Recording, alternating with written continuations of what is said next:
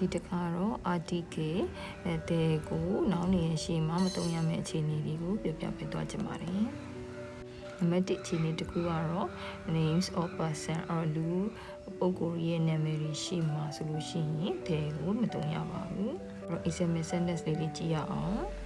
အောင် is a student အဲ့တော့အောင်ကကျောင်းသားတစ်ယောက်ဖြစ်တယ်အဲ့ဒီမှာအောင်ဆိုတဲ့နာမည်ရရှိမှသူဒီတဲမတုံ့ရပါဘူးအောင်က noun ဖြစ်ပါတယ်ဒါပေမဲ့သူဒီ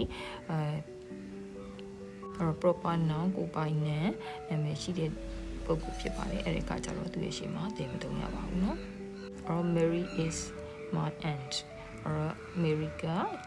ကျွန်တော်ရဲ့အတော်ဖြစ်တယ် John lives in London အဲ့တော့ John က London မှာနေတယ်အဲ့တော့ John ရဲ့ရှေ့မှာလည်းတဲမထည့်ရပါဘူးမနစ်ကတော့ countries or city နိုင်ငံတွေမြို့တွေရဲ့ရှေ့မှာလည်းတဲမထည့်ရပါဘူး I live in Myanmar မြန်မာဆိုတာနိုင်ငံဖြစ်ပါတယ်အဲ့ရှေ့မှာတဲမထည့်ပါဘူး We went to Yangon ရန်ကုန်ဆိုတဲ့မြို့ရှေ့မှာတဲမထည့်ပါဘူး We visited Thailand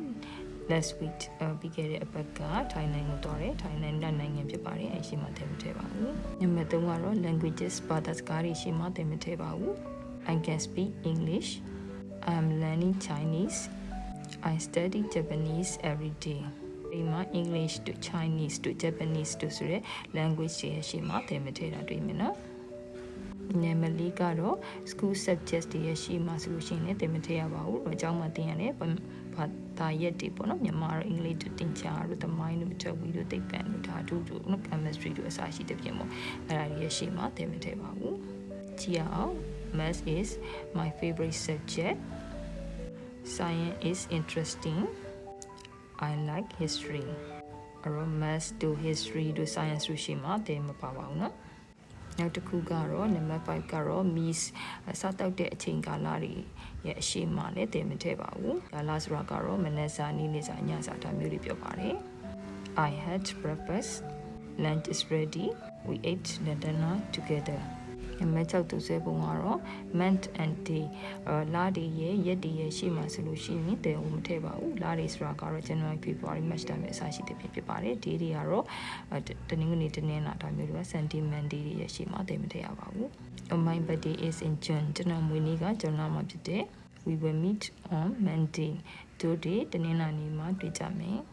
နံပါတ်9ခုမြောက်ကတော့ sports ပဲပါတယ်အားကစားနာမည်တွေရဲ့ရှေ့မှာတည်မထည့်ရပါဘူးHe plays football သူဘောလုံးကစားတယ် He enjoys swimming သူရေကူရတာပြောတယ် They love basketball သူတို့ basketball သဘောကျတယ်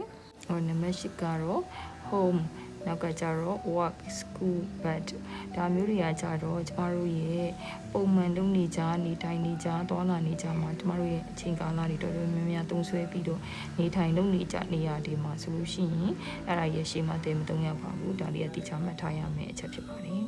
We go home at 5 p.m. တို့တွေက9နာရီဆိုအိမ်ပြန်နေ The children are at school ကလေးတွေကကျောင်းမှာ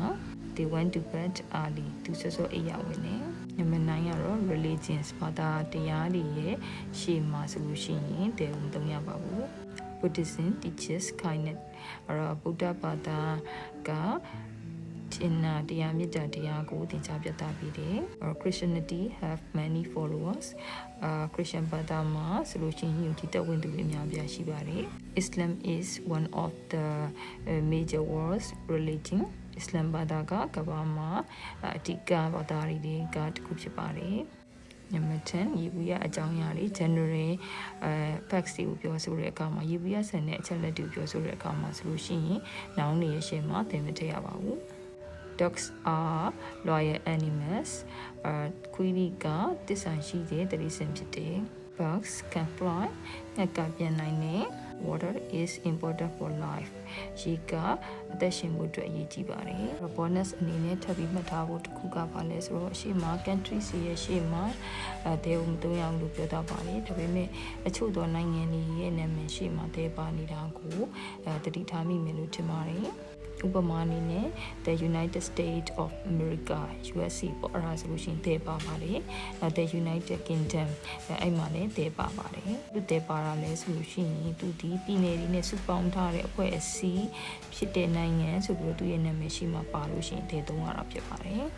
မြန်မာကိုလည်းတဲ့စုပေါင်းထားတဲ့ပြည်နယ်နဲ့စုပေါင်းထားတဲ့မြန်မာနိုင်ငံတော်လို့ရေးမယ်ဆိုရင်ပြည်ထောင်စုမြန်မာနိုင်ငံတော်လို့ဒါရေးမယ်ဆိုလို့ရှိရင် The Union of Myanmar လို့ရှိရတာဖြစ်ပါတယ်ဒါဆိုလို့ရှိရင်တော့ဘယ်လိုအခြေအနေဒီမှာတဲဝင်မသုံးရဘူးလဲဆိုတာကိုနားလည်သဘောပေါက်လာပြီလို့မျှော်လင့်ပါတယ်เนาะနောက်ဗီဒီယိုတွေမှာပြန်တွေ့ကြရအောင် bye bye